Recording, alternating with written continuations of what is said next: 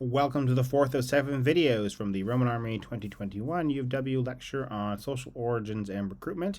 In this fourth video, I will legitimately get to a few details about the actual process of enlistment based on the evidence that we have. Okay, get these slides up. All right, the process. And this is mostly for the imperial period. Some shifts over time are evident as we go. Okay, so the recruitment itself goes by the term dialectus, and I say imperial period. This is when we have emperors and there are governors and various officials tasked with this. Usually, a high-ranking official of some sort, like a governor, would be entrusted with the overall responsibility for this. And you have to know that this was taking place on a pretty wide, vast scale throughout much of Roman history, or at least the period that I'm focusing on, Marius to Theodosius II, just to keep the legions during the sort of early and high empire up to a reasonable number, not necessarily full capacity, so to speak. They might need something like 4,000 to 5,000 recruits a year, which is quite a lot, not including auxiliaries, bodyguards, etc. It was perhaps always a challenge to find soldiers, as attractive as the career might have been. Recruits were often between the ages of 18 to 21, which is perhaps it's not surprising. And there are all sorts of ways, things that could be valuable in the process. Letters might be written by family members, perhaps you're looking for some encouragement or some support or reference to improve your lot when it came to service, but it would depend really on your background. Many people wouldn't be afforded these opportunities.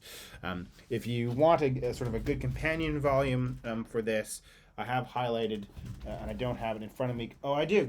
Here it is. Just let me bend down and show it to you. This book here by Brian Campbell, The Roman Army, a source book, which includes some valuable passages that illuminate much of this. So, for example, Campbell here, number 3 is number 3 in his book, and he has a little segment here from Pliny the Younger, and it gives you an idea of this. So it says, I'm going to read out this bit of this passage. It says, Pliny to Emperor Trajan, Sempronius Caelianus, an excellent young man, sent to me 2 slaves who were discovered among the recruits. I postponed their punishment so that I could consult you as founder and guarantor of military discipline about the type of penalty.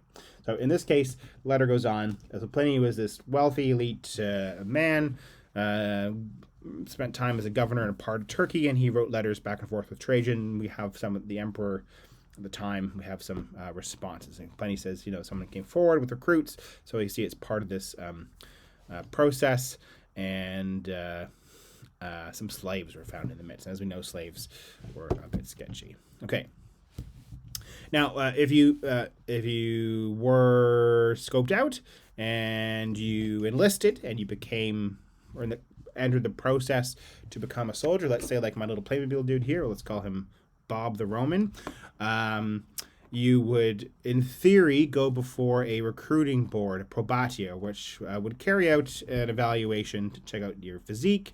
Notice or remember that both Vigilius and the law, again, much later evidence, but they comment on physical features, etc. So how tall are you? What's your body shape? Sometimes they say they want a certain, physique for this.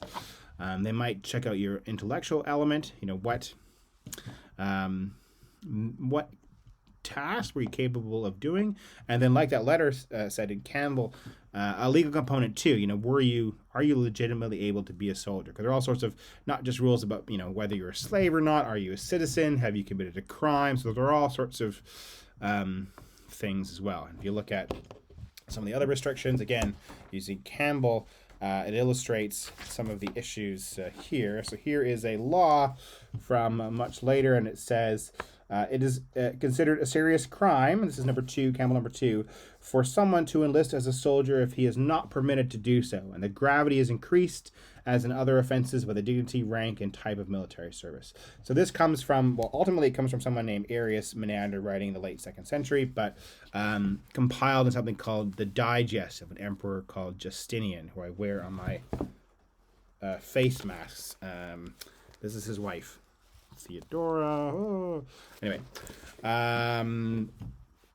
yeah, so there are all sorts of rules in there. So if you passed all this, next up, you would become a recruit. A recruit is called a tiro, and you might receive something called a signaculum, which is sort of like a... I've totally forgotten what the dog tags you hear about for modern militaries. So a piece of metal which signaled your involvement with the army. And it also seems there's some evidence that you might be given a tattoo marked signatus. Okay. After this, so you might spend, and again, there's some hypotheticals in this, and bringing together evidence from a variety of sources, blah blah blah. After 4 months of probation, you would then, in theory, again, this is imperial era, have to swear an oath, a commitment or an oath to the emperor called the sacramentum. This oath had a long history, which went way back into the Republican period. Our only direct quotation, so to speak, for it actually comes though later during the in late antiquity. Vigilius provides a sample of it, a much later sample, and by his point is a Christian Roman Empire, and so there is a lot of Christian language and kinds of things that it includes. Are, you can see there, number 4, subsection number 1. They swear by God and Christ, not Chris, and the Holy Spirit and the majesty of the emperor to carry out all the emperor's commands energetically, never desert their military service or shirk death on behalf of the Roman state. Okay, can you imagine similar things? So you're swearing an oath to be loyal to the emperor and the state, etc. Now, whenever there was a new emperor, you'd have to swear an oath to him, and there were benefits to the emperors, as we'll come back to in a later series of lectures. It was in the emperor's best interest to keep the soldiers happy, and he would often give them payments at intervals, like accession anniversaries and so on. Right. Some of the key elements of the sacramentum, besides what I already said, include things like your name, your personal loyalty, your obedience, and the emperor's safety. So those are some of the key components to the process of enlistment. Of course, there's much more to it, but I've only just skimmed the surface, but it gives you some idea of what was involved.